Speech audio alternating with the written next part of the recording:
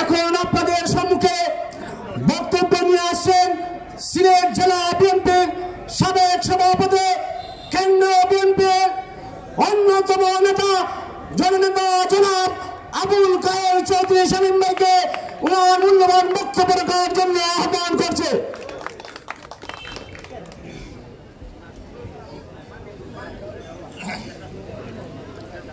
আউযু বিল্লাহি মিনাশ শাইতানির রাজিম। বিসমিল্লাহির রহমানির রহিম।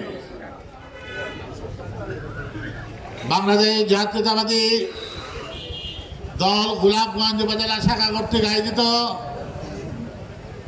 আজকের এই বিজয় র্যালি উত্তর এই সমাবেশের সংগ্রামী সভাপতি, জুলাই আন্দোলনের বীর সেনানী, গোলাপগঞ্জ উপজেলার সংগ্রামী সভাপতি জনাব মুরাদউদ্দিন নোমানউদ্দিন মুরাদ, আজকে সভার সঞ্চালক, এই জুলাই আন্দোলনের আরেক বীর সেনানী মনিরুজ্জামান উজ্জ্বল, আজকে সভায় অতিথি হিসেবে উপস্থিত বাংলাদেশ জাতীয়তাবাদী দল সিলেট জেলা শাখার সংগ্রামী সাধারণ সম্পাদক, সংগ্রামী জননেতা, এই গোলাপগঞ্জের কৃতি সন্তান জনাব ইমরান আহমেদ চৌধুরী, আজকে সভার অতিথি হিসেবে উপস্থিত হয়েছেন বাংলাদেশ জাতীয়তাবাদী ছাত্র দলের সাবেক সভাপতি, বিএনপি নেতা, বিয়ানীবাজারের কৃতি সন্তান জনাব ফয়সাল আহমেদ চৌধুরী, আজকের মঞ্চে উপবিষ্ট গোলাপগঞ্জ বিএনপি পরিবারের বিভিন্ন ইউনিয়নের সংগ্রামী নেতৃবৃন্দ, বিভিন্ন অঙ্গ সংগঠনে আমার প্রিয় ভাইরা, এলাকার মুরব্বিয়ান, যুব সমাজ, ছাত্র সমাজ, শ্রমিক ভাইরা, আসসালামু আলাইকুম। আজকে আমরা বিজয় র্যালি উত্তর আজকের এই সমাবেশের আমার বক্তব্যের প্রারম্ভে আমি শ্রদ্ধার সাথে স্মরণ করছি জুলাই আন্দোলনে এই গোলাপগঞ্জ বিয়ানীবাজারের 7 জন কর্মীকে আমরা হারিয়েছি। তারা শাহাদাত বরণ করেছেন। তাদের রক্তের বিনিময়ে আজকে এই অর্জিত স্বাধীনতা, আজকে আমার বক্তব্যে প্রারম্ভে তাদের বিদায়ী আত্মার প্রতি আমি গভীর সমবেদনা এবং আল্লাহ তাআলার কাছে তাদেরকে যেন বেহেশত নসিব করেন তার জন্য দোয়া করি। আমি তাদের পরিবারের প্রতি সহানুভূতি জানাই এবং এই জুলাই আন্দোলনে আমাদের গোলাপগঞ্জ বিয়ানীবাজারের শত শত নেতাকর্মীরা গুলিবিদ্ধ হয়েছে, আহত হয়েছে, পুঙ্গত্ব বরণ করেছে। তাদের প্রতি গভীর সমবেদনা জানাচ্ছি এবং আল্লাহর কাছে দোয়া করি তারা যেন অতি সত্বর স্বাভাবিক জীবনে ফিরে আসে। ভাইরা আমার, দীর্ঘ 70 বছর আওয়ামী দুঃশাসনের বিরুদ্ধে আমরা সংগ্রাম করে বহু ত্যাগ তিতিক্ষার মধ্য দিয়ে নতুন একটি বাংলাদেশ আমরা পেয়েছি। ছাত্র জনতার গণঅভ্যুত্থানের মধ্য দিয়ে শেখ হাসিনার স্বৈরাচারী সরকারকে আমরা ক্ষমতাচ্যুত করেছি। শেখ হাসিনা ভারতে পালিয়ে যেতে বাধ্য হয়েছে। আজকে আমি আপনাদের কাছে এই কথাটি বলতে চাই, যারা আমাদের 7 জন নেতাকর্মীকে গুলি করে হত্যা করেছে, এইসব চিহ্নিত সন্ত্রাসীরা এখনো বাড়িতে ঘুরে বেড়াচ্ছে, শহরে বন্দরে ঘুরে বেড়াচ্ছে।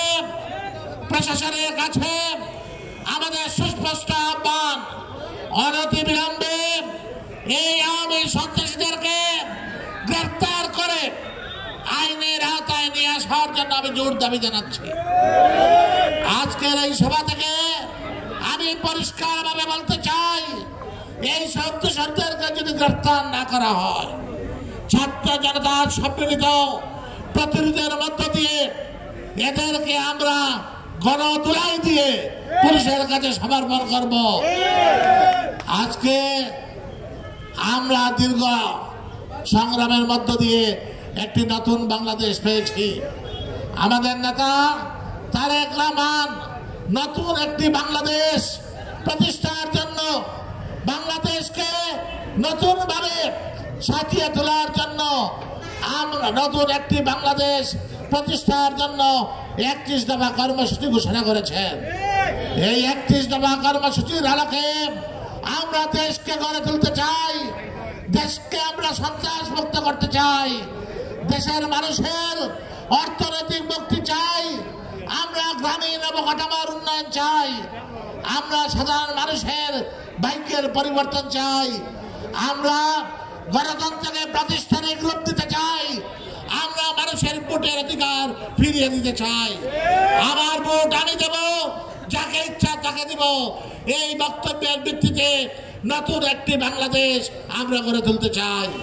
ভাইরা আমার, এই নতুন বাংলাদেশ গড়ে তোলার জন্য এই সরকারের কাছে আমাদের সুস্পষ্ট ঘোষণা, অনতিবিলম্বে একটি নির্বাচনী রোডম্যাপ আপনি ঘোষণা করতে হবে। কারণ একটি গণতান্ত্রিক সরকার দেশের উন্নয়ন করতে পারে, একটি গণতান্ত্রিক সরকার যদি না থাকে দেশের উন্নয়ন সম্ভব নয়। এতে সংসদীয় নির্বাচন অনতিবিলম্বে দিতে হবে। জনগণ তাদের ন্যায্য প্রতিনিধিকে নির্বাচিত করে সংসদে পাঠাবে। অতীতে যারা সংসদ সদস্য হিসাবে এই এলাকায় দায়িত্ব পালন করেছেন তারা জনগণের ভোটে নির্বাচিত হন নাই, তারা দিনের ভোটে রাত্রে দিয়ে নির্বাচিত হয়েছেন, তারা বিনা ভোটে নির্বাচিত হয়েছেন, যার জন্য জনগণের কাছে তাদের জবাবদিহিতার কোনো প্রয়োজন মনে করে নাই। আমরা চাই জনগণের ভোটে নির্বাচিত, জনগণ যাকে পছন্দ করবে তাকে তাদের ন্যায্য প্রতিনিধি তাকে নির্বাচিত করবে, এবং একটি নির্বাচিত প্রতিনিধি দ্বারা যদি সংসদ গঠন হয় তবেই দেশের উন্নয়ন সম্ভব। একটি গণতান্ত্রিক সরকার যদি প্রতিষ্ঠিত হয় তবে বিদেশিরা দেশে বিনিয়োগ করবে। একটি গণতান্ত্রিক সরকার যদি প্রতিষ্ঠিত হয় দেশের আইন শৃঙ্খলা পরিস্থিতি উন্নতি হবে। সেই জন্য এই দাবির ভিত্তিতে আমরা রাজপথে আছি। নতুন বাংলাদেশ বিনির্মাণের জন্য আমরা কাজ করে যাচ্ছি। এইসব জিনিস না হওয়ার জন্য এবং নির্বাচন যাতে সঠিক সময় না হয় তার জন্য আজকে বিভিন্নভাবে ষড়যন্ত্র চক্রান্ত চলছে। ভাইয়ের আমার, এই সকল ষড়যন্ত্র চক্রান্তকে মোকাবিলা করে আমরা আমাদের নেতা তারেক রহমানের যে স্বপ্নের বাংলাদেশ, সোনার বাংলা আমরা প্রতিষ্ঠার জন্য আমরা আজকের এই বিজয়ের দিবসে আমরা শপথ নিচ্ছি। আমরা যতদিন না পর্যন্ত একটি সরকার, নির্বাচিত সরকার প্রতিষ্ঠিত না হয় ততদিন পর্যন্ত রাজপথে আমরা আমাদের আন্দোলন চালিয়ে যাব। ভাইয়ের আমার, সকল ধরনের দ্বিধাদ্বন্দ্ব ভুলে গিয়ে একটি কথা বলতে চাই, আমরা বিএনপি সবাই ঐক্যবদ্ধ রয়েছি। বিএনপি পরিবার একটি বিশাল পরিবার। আমাদের মতে দ্বিমত থাকতে পারে, ভিন্ন মত থাকতে পারে, নেতৃত্বের প্রতিযোগিতা থাকতে পারে, কিন্তু শেষ সময়ে আমাদের নেতা তারেক রহমান যাকেই যারা শীর্ষ উপহার দেবে তাকে নিয়ে আমরা এই এলাকায় কাজ করব এবং নির্বাচিত করব। আমরা চাই যারা বিগত 70 বছর আন্দোলন সংগ্রামের নেতৃত্ব দিয়েছে, যারা রাজপথে আন্দোলন করেছে, যারা তৃণমূলের নেতা কর্মীদের সাথে কাঁধে কাঁধ মিলে সংগ্রাম করেছে, জেল কেটেছে, তাদেরকে অবশ্যই নমিনেশন দিতে হবে। এটাই হচ্ছে আমাদের চাওয়া। আমি আমার বক্তব্য দীর্ঘায়িত করতে চাই না। আপনারা সবাই সজাগ দৃষ্টি রাখবেন, সকল ষড়যন্ত্রকে মোকাবিলা করে ঐক্যবদ্ধভাবে যাতে আমরা এইসব ষড়যন্ত্রকে মোকাবিলা করে আমরা আমাদের যে অবিষ্ট লক্ষ্য সেই লক্ষ্যে পৌঁছতে পারি, সেই কথা বলে আপনাদের সবাইকে শুভেচ্ছা জানিয়ে আমি আমার বক্তব্য শেষ করছি। খোদা হাফেজ। বাংলাদেশ জিন্দাবাদ, বাংলাদেশ জাতীয়তাবাদী দল জিন্দাবাদ, দেশনেত্রী বেগম খালেদা জিয়া জিন্দাবাদ, তারেক রহমান জিন্দাবাদ।